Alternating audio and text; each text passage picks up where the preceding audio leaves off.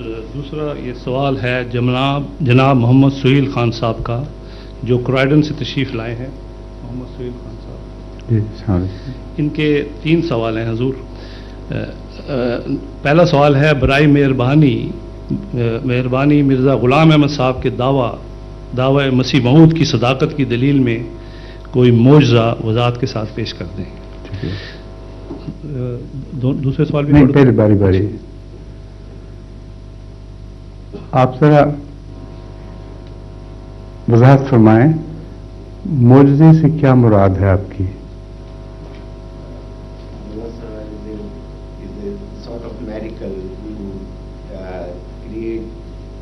soul of a human being from the God, from the Allah. یہ اردو کی مجلس نہیں ہے؟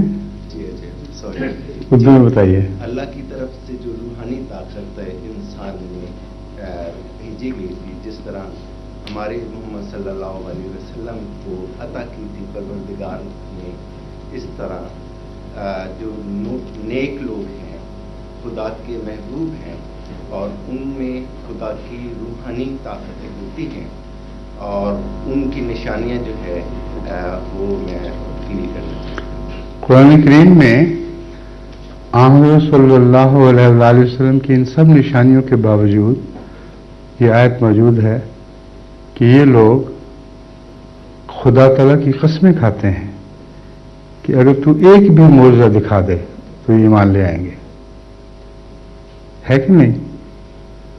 وما یشعرکم انہ اذا جاءہم آیۃ لیؤمنن بہا انہا اذا جاءت لا یؤمنون۔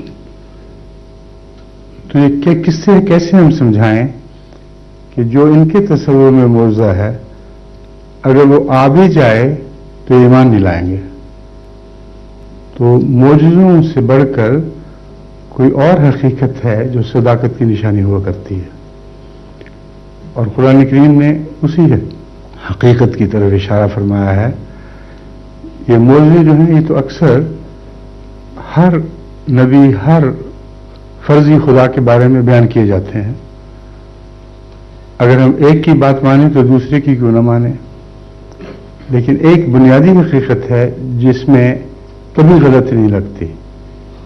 خدا والے کا کردار، اس کے اخلاق، اس کی باتیں، وہ ہمیشہ کے لیے ایک سچا معجزہ ہے جو قائم رہتا ہے۔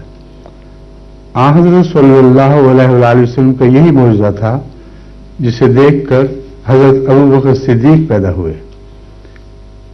ان کا صدیق ہونا اسی معجزے کی پیداوار ہے، کیونکہ جب انہوں نے حضرت صلی اللہ علیہ وسلم سے ملاقات کی، سفر پہ تھے، باہر گئے ہوئے تھے، جب واپس آئے تو بار بار حضور اکرم صلی اللہ علیہ وسلم ان سے یہی فرماتے رہے کہ میری دلیلیں سن لو۔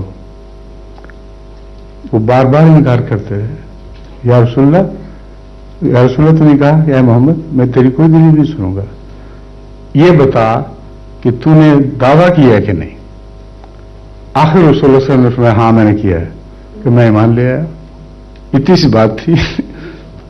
میں نے آپ کو دیکھا ہوا ہے، آپ کے دل کی سچائی پر میرے نظر ہے، اور اس سے بڑا کوئی معجزہ نہیں۔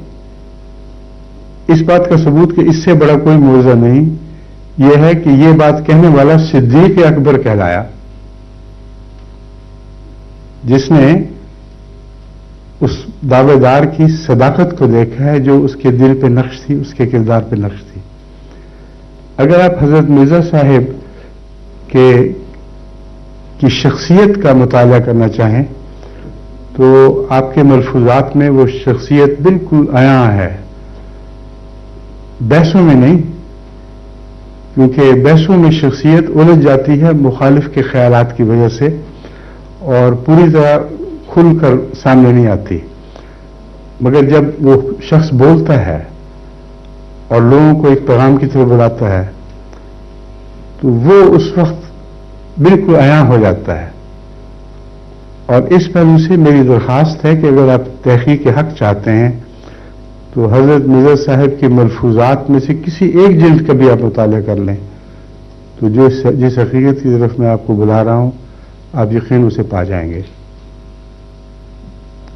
آپ کا سوال ظاہر ہے آپ کی طرف سے مجھے لگتا ہے یہ کوئی بحث کی خاطر نہیں، آپ جستجو کرنا چاہتے ہیں، تو جستجو کے لیے یہ بہترین طریقہ ہے.